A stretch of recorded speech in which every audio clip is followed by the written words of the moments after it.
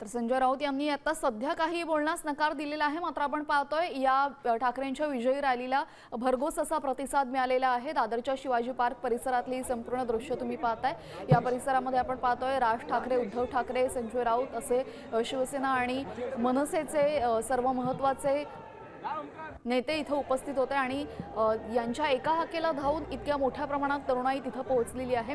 बरं, हे फक्त आजच होतं असं नाही, तर गेल्या 3 ते 4 दिवसांपासून दादरच्या शिवाजी पार्क या परिसरामध्ये अशाच पद्धतीनं आपला संताप व्यक्त करण्यासाठी तरुण या ठिकाणी उपस्थित होत होते आणि हातामध्ये वेगवेगळ्या पद्धतीचे अत्यंत क्रिएटिव्ह असे बॅनर्स घेऊन या ठिकाणी सर्व मुलं हजेरी लावत होती। बरं, यापैकी बरीचशी मुलं ही स्वतः नीटचे विद्यार्थी नसतीलही, मात्र माझ्या मित्राला, माझ्या भावाला, माझ्या बहिणीला, माझ्या शेजारच्या मुलाला यामुळे त्रास झालेला आहे ही भावना कुठेतरी त्यांच्या मनात होती आणि त्याचमुळे ही सामाजिक जाणीव जपत हे सर्व विद्यार्थी, ही सर्व तरुण मुलं, काही जण जॉबला जात होती ते सुद्धा या ठिकाणी उपस्थित राहिले, कारण की विद्यार्थ्यांच्या या आंदोलनाला पाठिंबा देणं हे माझं नैतिक कर्तव्य आहे हे कुठेतरी या सगळ्यांना जाणवत होतं आणि त्याचमुळे कोणत्याही स्वार्थाशिवाय हे संपूर्ण जन आंदोलन उभं राहिलेलं होतं आणि म्हणूनच स्वार्थाशिवाय उभं राहिलेल्या या जन आंदोलनाला, या विद्यार्थ्यांच्या आंदोलनाला एक मोठं यश मिळालेलं आहे। आपण या आधीची आंदोलनं बघितली असतील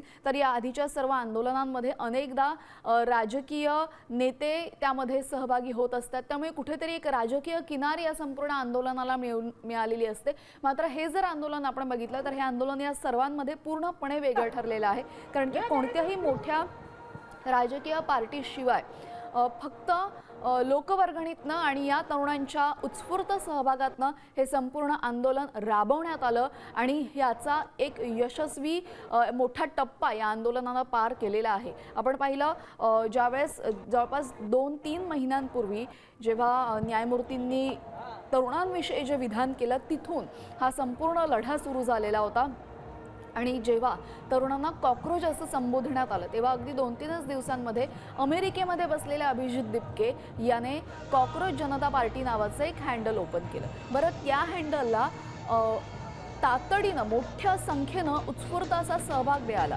कोणत्याही हँडलला इतका सहभाग मिळाला नसेल, इतका उत्स्फूर्त सपोर्ट या हँडलला मिळाला आणि त्यानंतर कॉकरोच जनता पार्टीच्या निमित्तानं एक मोठी चळवळ इथं उभी राहिलेली आहे। कोणताही राजकीय पक्ष नाही आपण म्हणू शकत याला, पण एक चळवळ इथं उभी राहिलेली आणि या चळवळीनं एक मोठा करिश्मा घडवून आणल्याचं चित्र आपल्याला बघायला मिळालेलं आहे आणि याच करिश्माचा आज जल्लोष साजरा करण्यासाठी मोठ्या संख्येनं तरुण आहे, किंबहुना त्यांचे पालकही या आंदोलनामध्ये सहभागी झाल्याचं पाहायला मिळते। या संपूर्ण परिसरामध्ये आपण पाहतोय देशभक्तीपर गीतं लावलेली आहेत आणि हातामध्ये कोणताही पक्षाचा झेंडा नाही, कोणत्याही विचारधारेचा झेंडा नाही, तर फक्त आणि फक्त तिरंगा इथं फडकताना आपल्याला बघायला मिळतोय आणि त्यामुळे जर अशा पद्धतीनं भारताच्या लोकशाहीवर हुकुमशाहीपणाची चादर जर कोणी पांघरणार असेल, भारतामध्ये जर तिरंगा लेके जाइए, हर गली में तिरंगा लेके जाइए।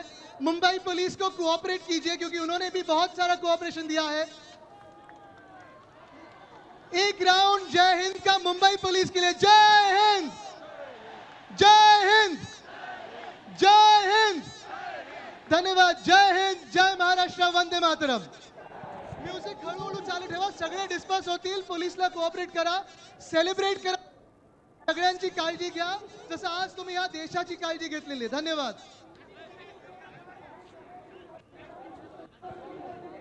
Sir, we request you for the last song जो हमने प्रोटेस्ट के साथ शुरू किया था। इट वॉज आजादी।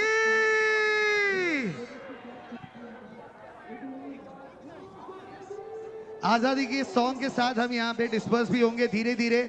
लड़कियों का ध्यान रखना है, कोई भी किसी को हर्ट नहीं करेगा।